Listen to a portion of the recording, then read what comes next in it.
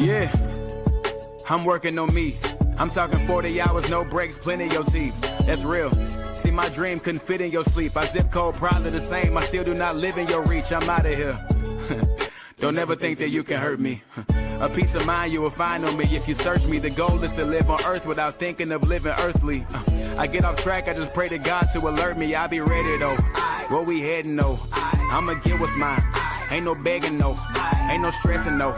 But they already know. I cut that off if they can't help me reach my blessing though. Let's keep it brief. I limit my mistakes to keep me feeling honest. Live the way that frees me from a guilty conscience. My heart and mind got so much going on, but I'ma try to do my best until God call me home. I be easing on by. I be thinking of a way when you see me going by. And no matter what season going by, yeah, I be staying out the way. I be easing on by. Yeah, I'm working on me. I'm talking 80 hours, no breaks, plenty of your teeth. That's real. You say I can't, oh, that's a BET. Hey, they must think I'm playing.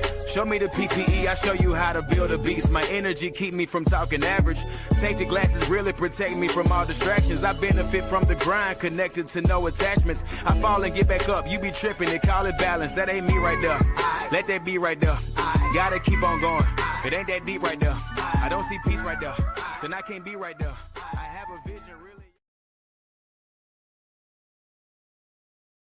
I didn't add myself to the stage. Isn't that a shame?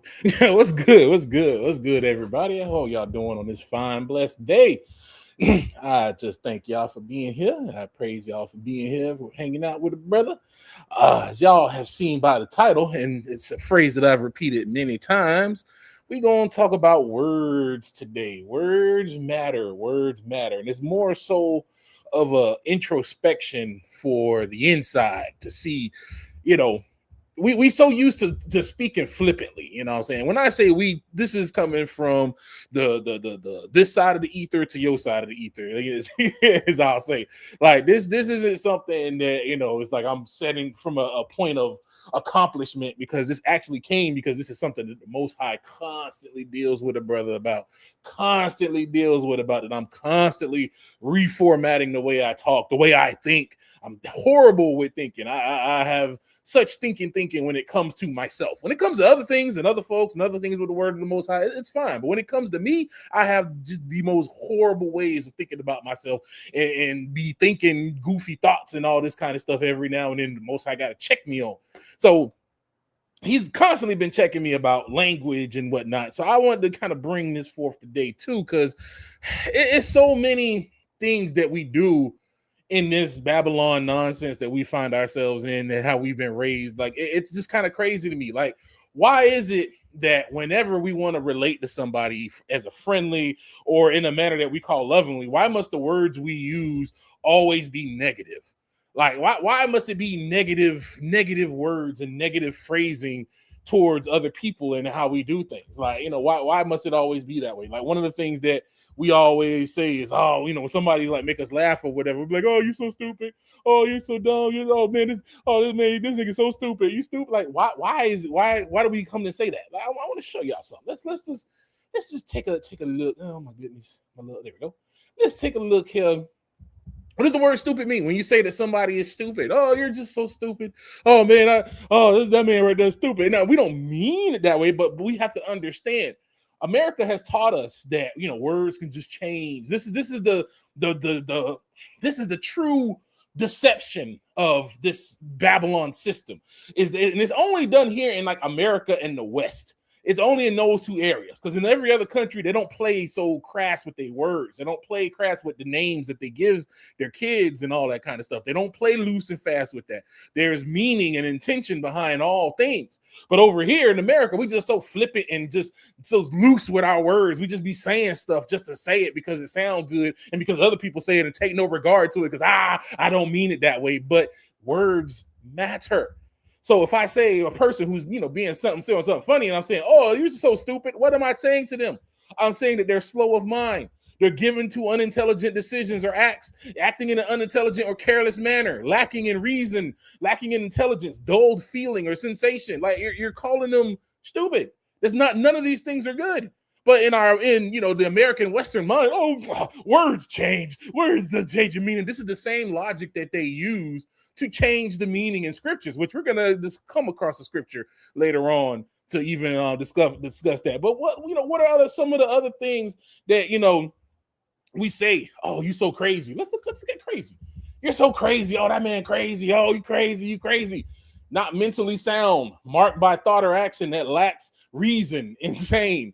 And then look here, it says, hey, usually offensive, like, erratic, impressionable, sometimes being out of the ordinary, unusual. Like, come on, man. Why are we constantly using these words so carelessly? And we just do it, and we just think that because in our mind, oh, I don't mean it that way, then why must you say a negative word? If you don't mean it that way, then why can't you find a better way to express it? This is something that I've actually done for years in my life. It's just iterated as I've learned more, and as my capacity for understanding has increased, and the Most High has increased my wisdom in this area. It's like my mom used to do it back in the day. I remember when the first time she started checking us on our words was when we would say, I love you to death. And she's like, why would you love somebody to death? She said, that don't make sense. Like, loving to death? She said, no, love them to life. I love you to life. Like, I don't love you for you to die. I love you to life. Like, I get, we get the sentiment, oh, I love you to death. But let me tell you, the word death is not casually thrown around in other cultures. And the word in Japanese, the word death is similar to the word number 4, which is she. And that word as a result, like the room 44, a lot of hotels won't even put a room 44 in there because it sounds like you're saying death when you say it in the language. So they'll like have these a lot of people don't like the number 4. They avoid it's considered an unlucky number, and they kind of move away from it because it has such a similar sound, and it has similar characters to the word death. Like, you don't casually play with words. Words have meaning, and I'm gonna show you a little something. So talking about what I had said earlier about how they change things loose and fast. So those of you who have been around Christianity for a good little minute, you may remember this back from the early 2000s. There was, back in the day, Christianity always had fads. There was always fad sermons that they would have, like a certain whacked preacher would come around and write a book terribly interpreting some scripture or some story from the Bible and then turn it into some philosophized nonsense. Again, this is why they always make everything nebulous. If you notice, they do that in the Bible. Everything's open for interpretation. It's not exactly. I've even seen some people say it. Some Hebrews, blind, idiotic Hebrews. Oh, well, the Bible's always open for interpretation. No, it's not. There is an indefinite word that the Most High is saying. It's not some nebulous book that you can just read and create meaning in. This is the thing that they love to do, because then when you make it nebulous, nobody can be wrong. If you make it nebulous, then it can mean anything. This is how you get this Jesus conscious, Christ conscious bull crap. This is how you can get all this other stupid crap where you can turn the holy ones into the church. Though he come for the church. Oh, it's the church of Christ. So love the church. He don't give a crap about the church. He came for his holy ones. He don't care nothing about no church. But if you going off of the nebulousness of the word, then it could be whatever you want. They could turn it whatever. And this is why we have the demonic doctrines that we have to this day. Because these jokers want to play loose and fast with words and meaning. So that way they can tell you it means whatever it wants. Oh, holy ones don't mean holy ones. It means church. Oh, an eternal covenant doesn't mean eternal.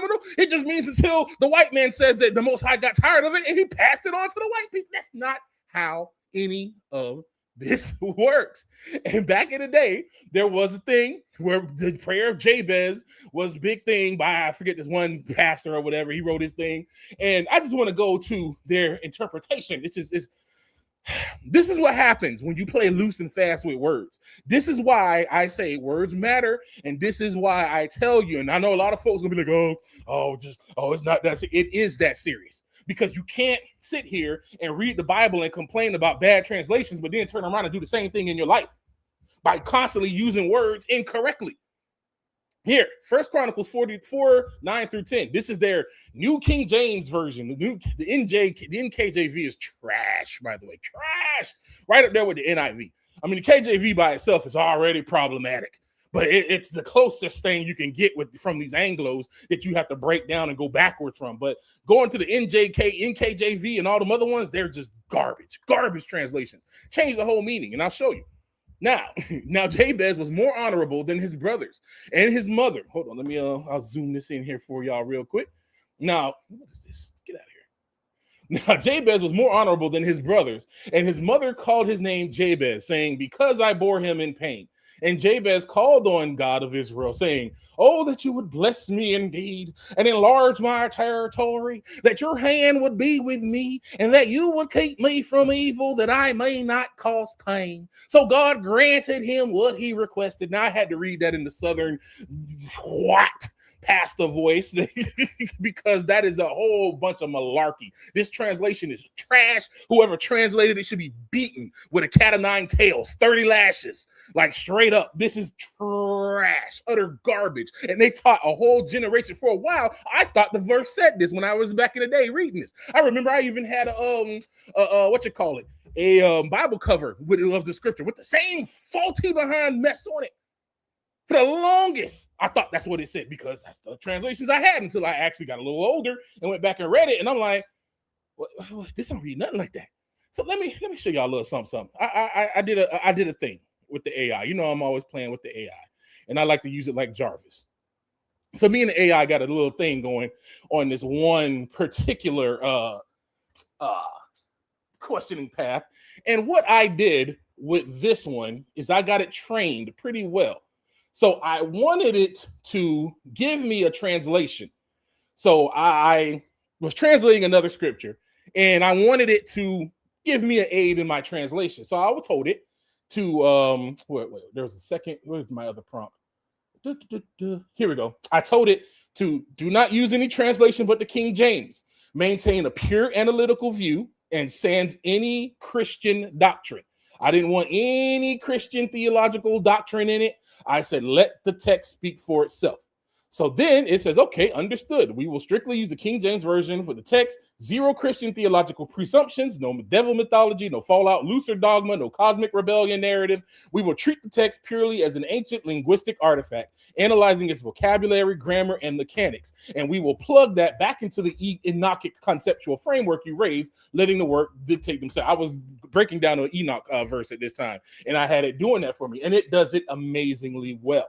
It matches up to a lot of what I get from the Blue Letter Bible. Let me actually bring this back down some because I can't see my. There we go. It brings me back to what I could get from the Blue Letter Bible. So let's go ahead and test this narrative. So let's go back here. We're going to come up here to. Why did you do that?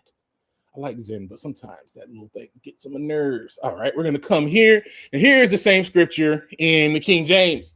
First Chronicles 4:10, and it was talking about Jabez. It was coming through the chronicles of all the different births, and then it comes on Jabez in 9.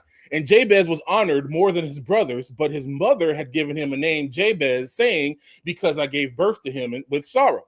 That's fine, okay. And Jabez made a prayer to the God of Israel, saying, if only you would truly give me a blessing and make wider the limits of my land, and let your hand be with me and keep me from evil, so that I may not be troubled by it. And God gave him his desire. Now, does that sound anything like what they put here? They had over here, you would keep me from evil that I may not cause pain. Well, he didn't say that. He never said that. They were teaching whole gospels off of this. They were teaching sermons. It was a big, it was like when the thing came out with Tommy Tinney and One Night with the King. It's like these stupid fad things. That's to show you how much of a crock Christianity is, because they would literally have like fads, or they would have fad teachings where all the pastors would teach on the same thing or would look to somebody. But it's just so disgusting and stupid and disingenuous. It pisses me off thinking about it in retrospect, because this is such a terrible translation, yet they told this to many people. I mean, they used to make all kinds of paraphernalia. They had jugs and all this stuff, all over incorrect words. This is why you cannot be lenient with words. You can't just be flippant with words. We know this in the Bible, but why are we doing this in our everyday language? And let me show you let me give you a good example of what this thing did. And you could do this. I recommend doing it with DeepSeek, because I think DeepSeek is actually a little better than a lot of the American models that they have going on. They like to say, "Oh, American model, blah blah blah blah." I don't know. China kind of cooking with this here DeepSeek. So I had it to break down 1 Chronicles 4:10. So here is what it said. It says, "Understood. We will strictly use the King James Version text for 1 Chronicles 4:10. Zero theological interpretation, no salvation theology, no product." It just gave me a straight up interpretation of what it says, and that's what I want. I don't want nothing interpreting it for me. That's what the Ruach is for. That's what you seeking the Most High is for. You seek him for the interpretation. But Christianity tries to flip this thing. This is why they have words that are just mean whatever they want it to mean. It just mean whatever I want it to mean in a situation in any type of place. So that way I can just deceive you by telling you half truths and lies straight up. So the literal translation, zero added words, archaic clarified, and Jabez called on the God of Israel, saying, "Oh, that you would bless me indeed and enlarge my border, that your hand might be with me, that you would keep me from harm so that it does not hurt me." And God granted him which he requested. He made a request to the Most High that asked the Most High to not only increase his lands, but to also make it so that the increase and the things that would be attracted to the increase would not hurt him. He didn't want no pain or nothing coming from him, because he already knew that his name was a supposition that would cause sorrow. His mother named him with a name that would naturally draw that to him, because that is his name. So he was praying to Yah to say, "Hey, despite my name, I want you to be with me and enlarge me and keep me from these things." See, they don't teach it that way, because then, they'd have to go and they would have to go and take the cat out of the bag and reveal that, words actually matter. But Christianity don't want you to know that. They're the main reason why a lot of people play loose and fast with words. Words are not something that you just toss around and you just play with. Let's have another look at why words matter, and especially when you have a position of authority. People play too much, man. When my mom used to deal with a lot of mothers and stuff that would come, she used to babysit kids, and when they would call their sons or daughters bad, she would always correct them and say, "Don't call them that."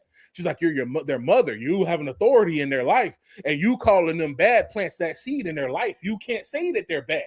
Just say that, he's a little mischievous, but he's a good child." Like, speak blessings over your children. Don't be like, "Oh, they're so bad. Look at you with your bad self. Oh, he's so hard-headed." If you keep saying that, that's what they will be. You are the parent of the child. Don't speak negativity into your child, and I'm going to show you why that matters. Let's go into, we're going to read all of Luke. Luke 1:5. "There was in the days of Herod, king of Judea, a certain priest named Zacharias, and of the course of Abia, and his wife was of the daughter of Aaron.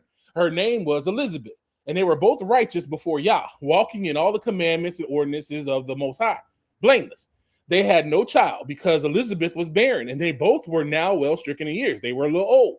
"And it came to pass that while he executed the priest's office before Yah in the order of his course, according to the custom of the priest's office, his lot was to burn incense, and he went into the temple of Yah.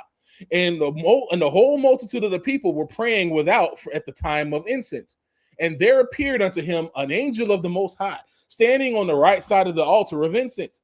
And when Zacharias saw him, he was troubled, and fear fell upon him. And the angel said unto him, Fear not, Zacharias, for thy prayer is heard, and thy wife Elizabeth shall bear thee a son, and thou shalt call his name John. And thou shalt have joy and gladness, and many shall rejoice at his birth. And for he shall be great in the sight of the Lord, and he shall drink neither wine nor strong drink, and he shall be filled with the Holy Ghost even from his mother's womb." Ooh, what a blessed man. That's why Satan wanted to try to take that joker out. Blessed. He probably thought he might have been the chosen one in his ignorance. "And many of the children of Israel shall he turn to the Lord their God. And he shall go before him in the spirit and power of Elias, and turn the hearts of the fathers to the children, and disobedient to the wisdom of the just, to make ready a people prepared for the Most High." I had to stop and kind of just have a little moment after reading this. "He shall go before him in the spirit of the..." Boy, look at him. That's awesome, man. Shoot. Look at Zacharias. Look at Zacharias after hearing this amazing thing. This is what he said. And Zacharias said unto the angel, whereby shall I know this? For I'm an old man and my wife is well stricken in years. Now, he just heard all this amazing things that's going to happen for the son that him and his wife been praying for. First thing out this nigga, now mind you, he's a priest, so he know better in being in there, number one. He know the ways of the Most High. He done read all the books. He done read more books than us. He had access to more information than us, so he knew in a different way than we know. He knew it in a deeper way, and he seen the angel and freaked out. Now he know, oh crap, this is what's been written about in all them books. This is what I've been reading about. This is a messenger from the Most High. This is what I've been seeing. And the first thing this nigga say is, whereby shall I know this? For I'm an old man and my wife is stricken. I'm old, man. I'm kind of old, and brother. Hey, I've been shooting blanks, bro. Like, I'm just trying to figure this out. Like, how is this supposed to happen? I mean, I hear what you're saying, but I ain't getting no younger. And the angel answered and said unto him, I am Gabriel that stand in the presence of Yah, and I am sent to speak unto thee and show thee these glad tidings. And behold, thou shalt be dumb and not able to speak until the day that these things shall be performed. He said, you shall not be able to speak until the day that these things shall be performed, because thou believest not my words, which shall be fulfilled in a season. And after this, those who've read the Bible should know that once John was born, then Zacharias could talk again. But he was silenced because he didn't have belief in his heart. And the Most High didn't want him using his authority as his father to speak against the will of the Most High. So he shut that man up.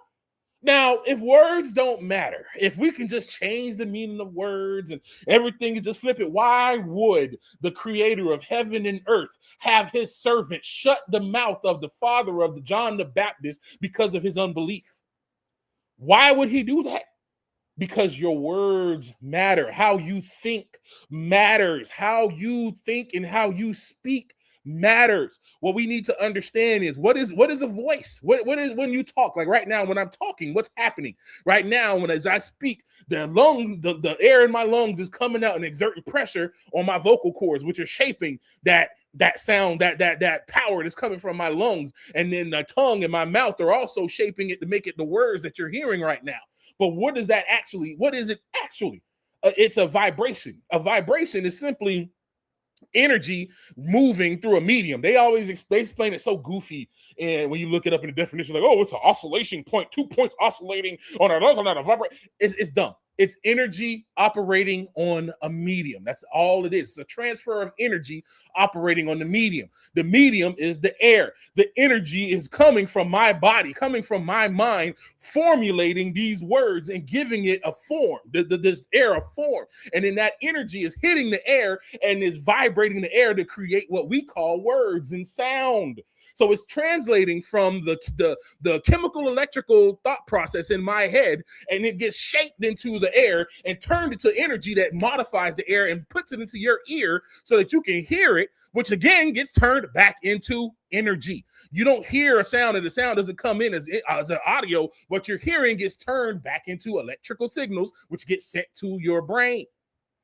That's all a vibration is. If I take my hand and I raise it up, that's raising it up. That's what's called kinetic energy. And I slap the water, that energy that I gained from my hand by raising it up and releasing by slapping it down gets transferred into the water. The water then vibrates. That energy from my hand gets transferred into that water. So the energy from my mind gets transferred into my words and it comes out. It don't matter if I'm like, oh, well, if if there's a power socket on the wall and it's a 12, it's a big high voltage power volt, and I'm walking around with a stick. No, I'll do you one better. There's a power line that's down, and I'm walking around with a metal stick, and that power line is down off to the side of the road, and I'm just walking and I'm just tapping my stick on the ground like a little not paying attention, and my metal stick touches on that power line. Do you think the power line is going to say, oh, he didn't mean to touch me. Oh, I'm not going to go through that stick, that metal rod.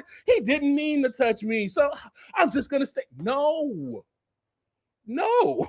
I'm going to get knocked out of my shoes and probably be done for, because all that energy going to zap the mess out of me. You can't just casually deal with stuff. You have to understand what you're doing. We can't run around and be like, oh, we in the image of God. Oh, we God's image. We the image of God. God made us in his image. We got the same power of God. But then you flip it with your words. When you walk into see your homeboys, what do you call them? Oh, that's my dog. That's my dog. Oh, what up, dog? What up with you? That's my dog. That's my dog. That's my boy. That's a grown man. I ain't no boy. That's a grown man. I ain't no dog. Do you know niggas used to fight? They used to be war. Like you used to have a duel where somebody become worms food. Like you call somebody a cur or which is old word for dog, bruh. That's not no term of endearment. Nobody was want to be a dog. A dog is disgusting. Dogs go and eat their own poop. Dogs go and lick each other. Dogs are foul. They don't care about what they do. If they see another dog in heat, they're finna go get it. It don't matter where it's at. It's in the middle of the street. That's why you'll see two dogs stuck together in the middle of the street. They don't care. A dog is a dog. You're a human made in the image of Yah. Why would I call you my dog? You're not. I said, that's my boy. That's my man's. That's my man's in them. That's my man's. He's a man, not a boy. That's not my boy. That's my man. That's a good friend of mine. That's my dude. That's my guy. You know, like stuff like that. Like try to find words that's positive. Word like this is why I don't use the word genius. Let me show y'all something. Let's go there. Let's go there. Let's go there. Hold on. Let's see here. Where is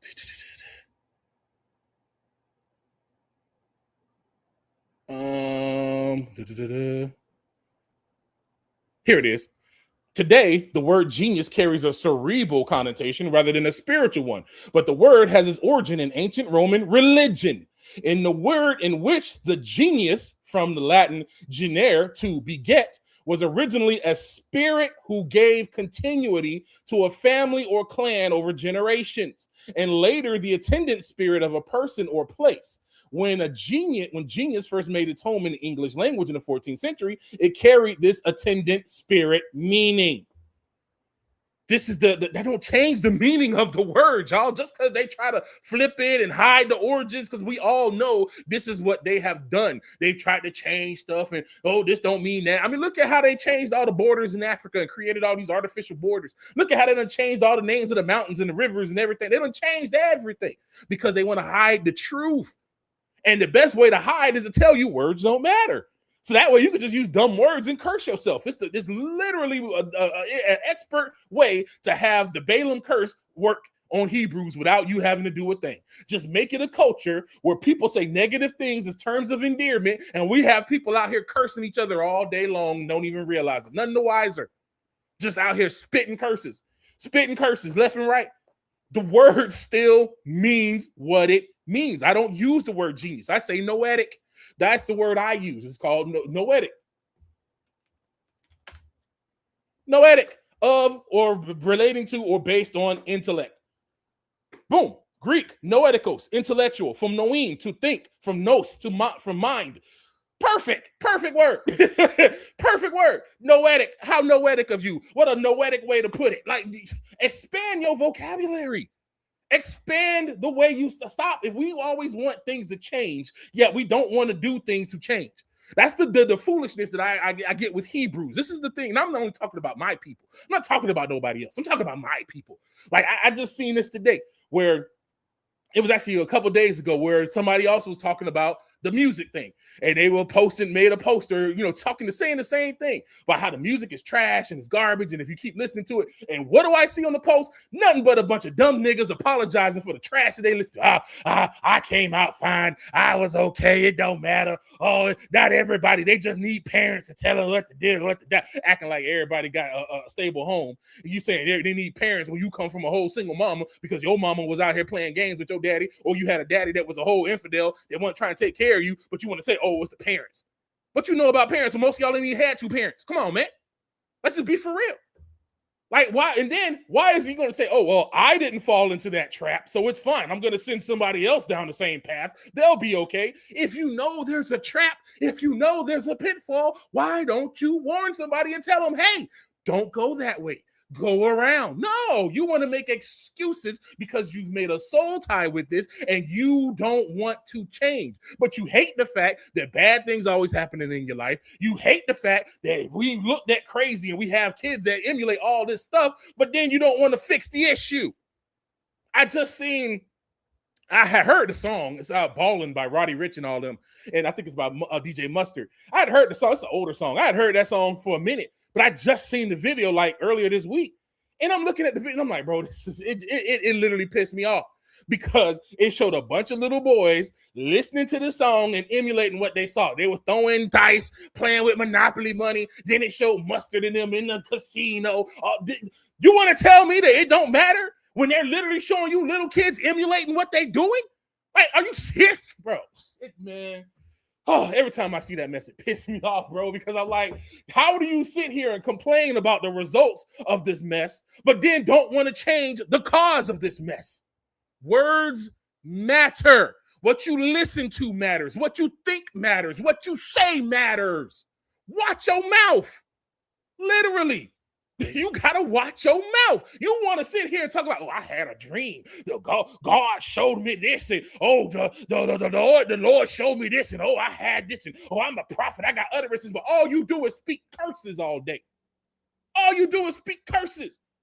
You can't have blessings and curses in the same vessel. You can't do that. That's not a thing. Proverbs. Here's another one that gets misinterpreted by the way. Proverbs 23:6. We're going to go 6 and 7.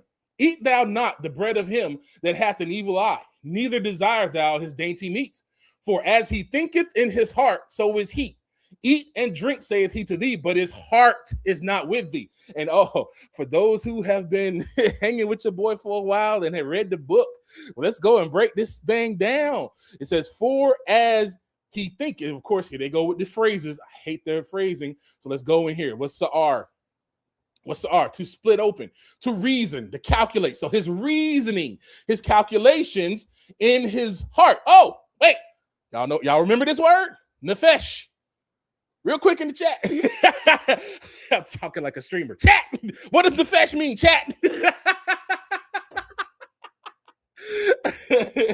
What does nefesh mean, chat? Those who know, spam it in the chat. What does nefesh mean? With the word nefesh, we should already know that's your soul. What is in your soul? That's your blood. What is your blood tied to? Your heart. Your heart and your blood your brain and your blood have a symbiotic relationship. So that means his mind, his soul has alternate thoughts than his words. Your thoughts have to align with your words, unless your words is just empty. I don't know about y'all, but I can't stand being around people that just spit idle, vain, empty words. You can always tell if you tapped into the Most High, you tell when a nigga just talking, and they just yapping and they ain't saying nothing. The Most High give you that discernment, be like, all right, I hear this man, he yapping. It is what it is. He yapping, he's just talking, but his words don't mean nothing. This is what Solomon is saying right here. Now they've taken this verse and mind you, it's a decent book. It's a good book. It's actually the book that my mom gave me many moons ago when I was with my stinking thinking, because I used to always be thinking crazy about myself, saying crazy stuff about myself. Like I said, it's been a long journey for me to love me. I'm being honest. My words, when it came to me, were harmful. When it came to other folks, it was harmful too. But I didn't mean it that way because I just thought, oh, that's just my friend. Oh, you're so stupid. Oh, you're so dumb. Oh, this man retarded. Bro, why must all our words that we use for people that we have genuine love for be negative? We already know how roast session work, and ain't nothing wrong with a little generous jibbing and jabbing. I ain't saying we can be generous and jab with each other, but you can play with a person without tearing them down. Why is it that we bond through tearing each other down? We got to come around. I remember there's a group that I like to watch streaming, and the one of the two guys in there, they're cousins. And the one dude was I could feel it. He was a little upset. And actually, I could tell it kind of really hurt his feelings because, his cousin that came over to visit him earlier, they were streaming in the afternoon, in the evening, but his cousin came over earlier And when his cousin came, he was like, man, you know what you said to me when you first came? And dude was like, what? He said, oh, when I seen you, all I said was, oh, here come this ugly A nigga. Why when you see your cousin, you know you happy to see your cousin, but what's the first thing you say? Here comes this ugly A nigga? Come on, bro. And then his cousin like, dang, bro, like, I come to greet you at the door and that's the first thing you say to me? Like, you know, we be playing and acting like it's just words, but these words do hurt. There's a lot of folks right now, grown adults, that's carrying weights that was given to them through family members from so-called joking and showing love, because niggas really be trying to tear you down, but be saying it's just ha, ha, ha, he, so you don't get mad. But they really be like saying some crazy stuff to you. And it's like, dog, why? If you say we family and you love me, why must you always use words to tear me down? Why must this person be the butt of a joke for everybody to have fun? Why must we relate to each other through negativity? Why? Why is it constantly negative, the words that we use to show love to each other? That makes no sense. It's not logical. It's you're no better than this person that Solomon is talking about. It's like eat and drink, he saith to thee, but his heart is not with thee. If these words come from your heart, are you really that really your boy, or are you just really speaking negative and speaking evil to him? We got to be careful about how we think, not only about ourselves, but about each other. We got to show each other grace and love and stop being so flippant with our words. We want to be so mighty and so powerful and want to run around and be like, oh, I got this authority and blah, blah, blah. Nigga, you couldn't handle authority. Let me tell you, the Most High, actually, let's go to it. Let's go to it. And the earth was without form. Genesis 1 and 2. And the earth was without form and void, and darkness was upon the face of the deep. And the spirit of Yah moved upon the face of the waters. Genesis 1:3. And Yah said, he said, let there be light. Hold on. His word is Amar. It says he spoke, he uttered, he told. He spoke this into now. The Most High has the ability to speak nothing into something. He can't be idle with his words. This is the main reason why he's coming back to restore us. He gave his word that he would never take his name off of Abraham's seed. He gave him his word. That's why he told him back in Genesis 15, know for surety that your seed is going to be in a land that's not theirs for 400 years and they're going to serve them. He's like, bro, I'm just letting you know, your descendants is going to piss me off. They're gonna do some stuff that's gonna make me angry, and I'm gonna turn my back on them. But trust and believe your word, the word that I have with you is still true. Because after that 400 years, I'm gonna restore them for my name's sake. The Most High is not flippant with his words, because what he says literally becomes a law. If he said, "Let there be light," and there was light. The sun and the moon is still here to this day. To this day. It's still here to this day. Come on, man. Come on, man. You can't, when you have that type of authority, that type of power, you can't be flippant with your words. Y'all remember, we just talked about John the Baptist's birth. Those who don't know how John the Baptist died, John the Baptist, the king, was in there and they had the little girl doing her little dance. So the king was tipsy, got him some little liquor in him. He feeling good. Got all these people around. This girl got him all like, he all just told up. So he like, hey, girl, you so fine. I'll drink your bath water. Ask for anything and you got it. He told her to ask for anything. Her evil, wicked, Lilith-led, demon-inspired mama asked for the head of John the Baptist. Now the king didn't want that. He didn't want to mess with John. John was out there doing his thing. John famous. Everybody know what it was. And he knew this was going to cause an issue by killing John. But guess what?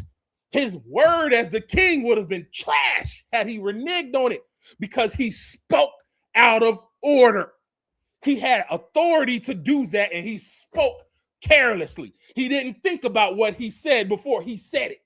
So he didn't put no stipulations on that girl. So the mama took advantage of it and used it for her own demonic nonsense. And the stupid little girl went along with her demonic mama. And then we all know what happened. They ended up taking the head of John the Baptist because of some stupid little horny king who didn't know how to control his mouth.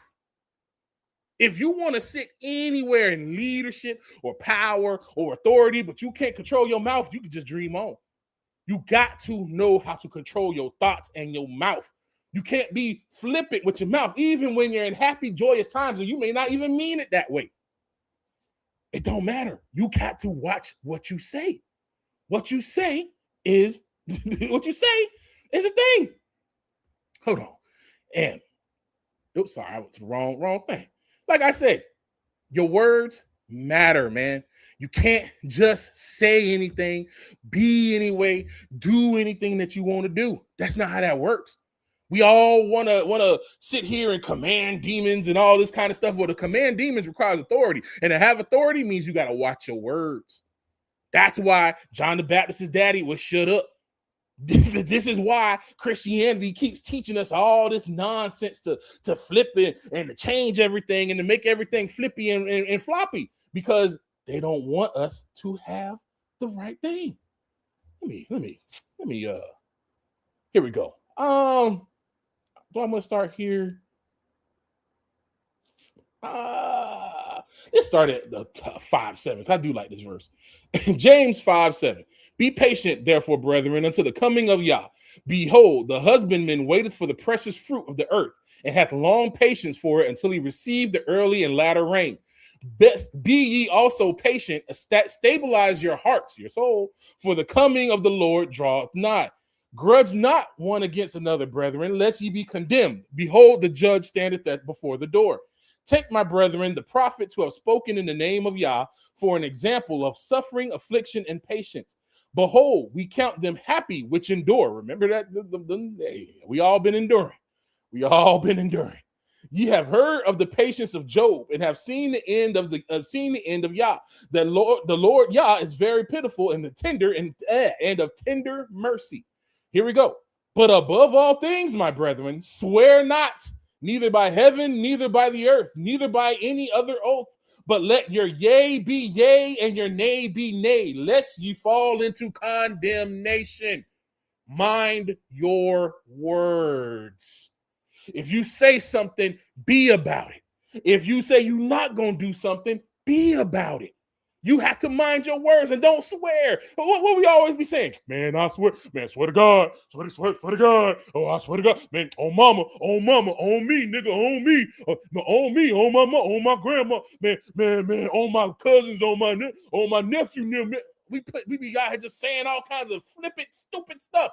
And most of the time when a nigga say that, they lying. We too loose with our words.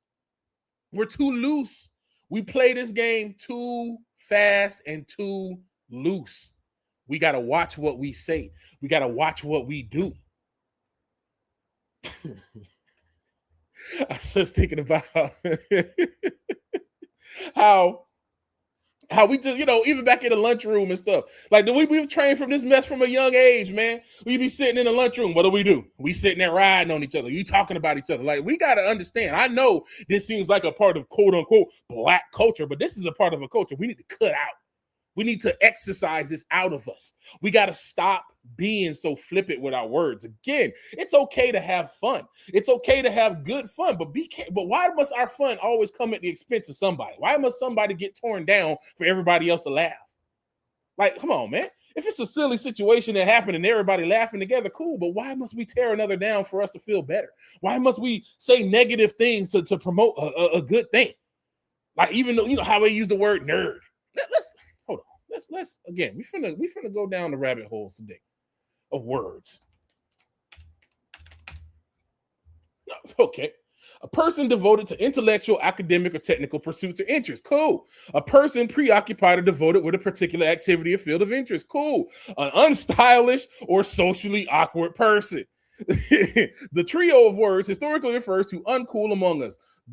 Dork, which is used on the trio or socially awkward or inept person, is actually this word dork has a different meaning, which I'm gonna show y'all because I actually know what that word means, and it's kind of crazy. It's a relatively recent word in our records, indicating that it first appeared in writing in the 1960s. Two of its synonyms in this sense are likewise a fairly recent vintage. Nerd, typically used in the studious species of dork, dates from 1950s, may have been coined by Dr. Seuss in his 1950 book, If I Ran the Zoo, although not in the sense that we use today. day. Nerd is now often used in a neutral fashion to denote enthusiasm or expertise, theater nerd, or proudly as a self-identifying trait. Greek became synonymous with nerd in the 1950s and has similarly seen an increased use in positive connotations. Yeah, positive, again, words making me. Now, this word dork, though, if I'm not mistaken, actually, if I could have sworn, hold on, I think actually this word dork has a different meaning because I remember. Let's go down a live rabbit hole. Yeah, okay. Okay, here we go. See, dork emerged in the 1960s American student slang as a bowdlerization of dick, originally a vulgar term for penis. It gradually evolved to describe a silly, foolish, or socially awkward or alternative, less common theory suggests it stems from Norwegian dialect dorg, a heavily dim-witted person.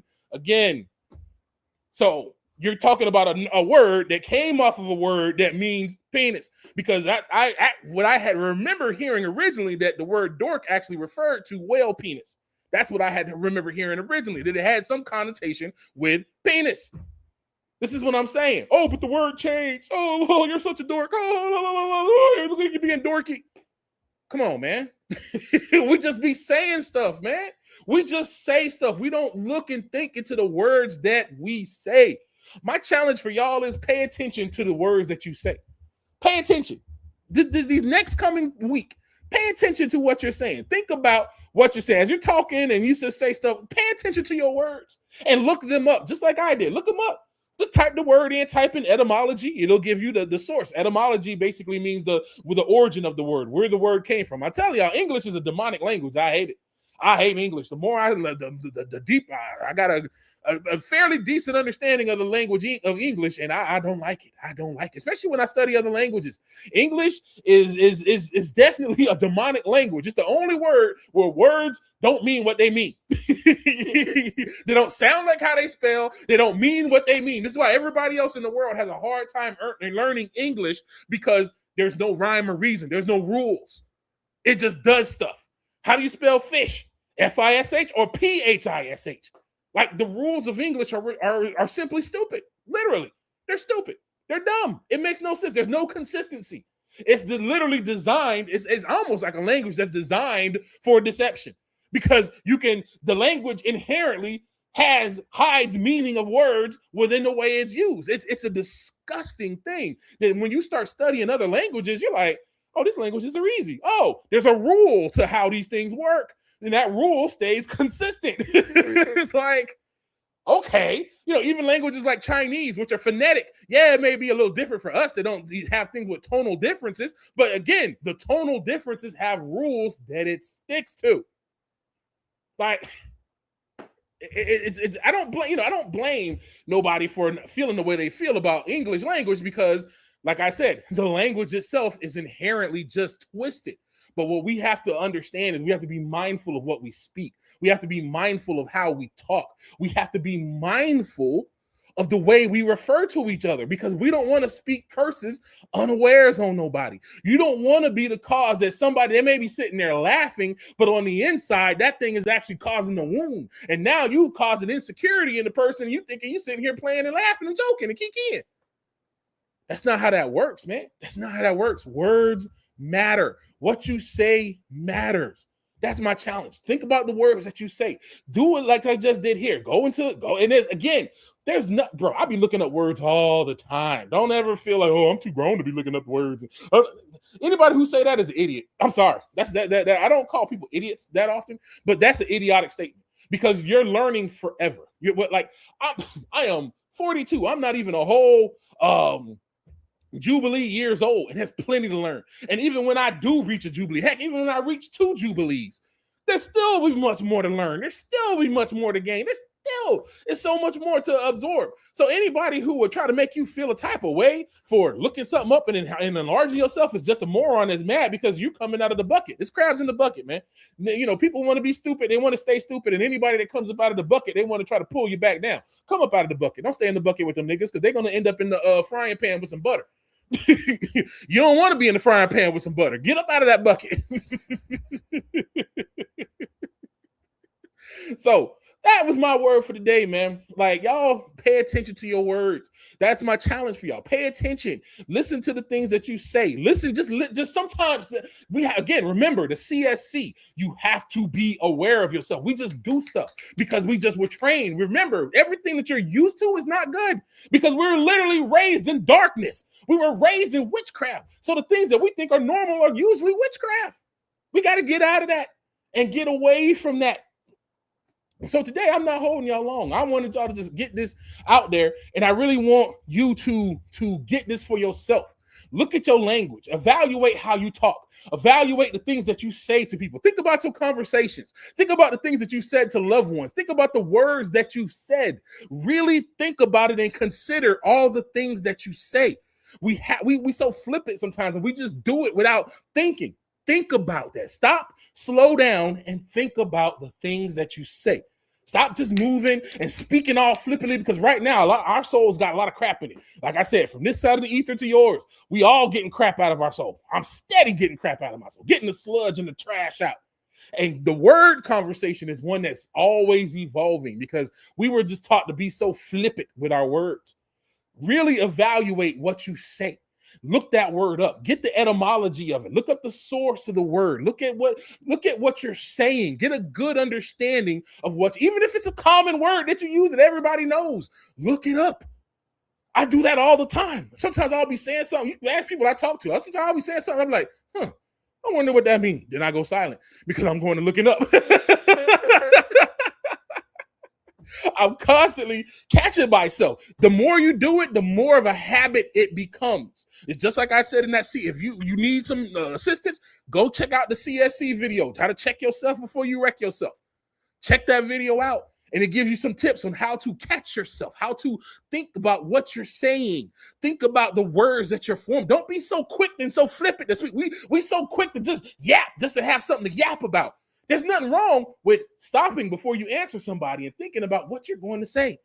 There's nothing wrong with considering your words. And even after you've said it, consider your words then, so that next time you can maybe improve upon what you said before. It's an iterative process. We think that just because we've been talking and we've grown, we don't have to. No, this is precisely the time to check ourselves, because we've allowed so much stuff to get into our soul that we need to put everything through the word, especially now that we woken up and we know the truth. You got to empty everything. Hold on. There's a script. What they used to say back in the day, there's an app for that. There's a scripture for that. Hold on one second.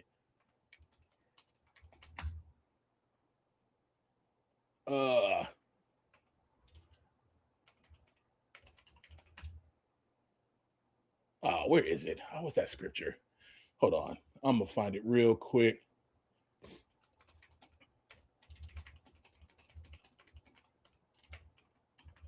Can't remember the scripture off the top of my head. Okay.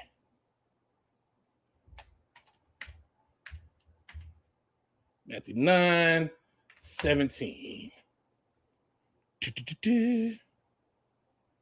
Yes, here we go. And I'm going to start with Matthew 9:14. Then came to him the disciples of John, saying, why do we and the Pharisees fast off, but thy disciples fast not? And Yahushua said unto them, can the children of the bride chamber mourn as long as the bridegroom is with them? But the days will come when the bridegroom shall be taken from them, and then they shall fast. Then shall they fast. No man putteth a piece of new cloth unto an old garment, for that which is put in to fill up taketh from the garment, and the rent is made worse. Neither do men put new wine in old bottles, else the bottles break, and the wine runneth out, and the bottles perish. But they put new wine into new bottles, and both are preserved.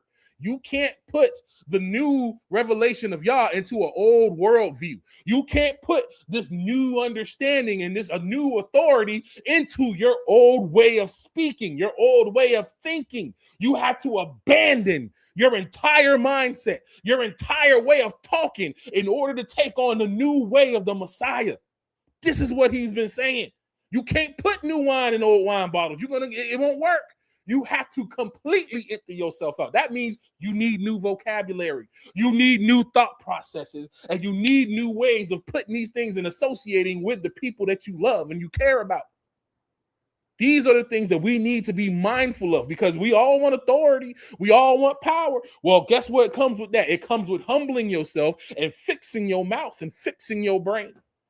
And then the Most High can begin to impart these things in you. Then the Most High can begin to take you to these new levels.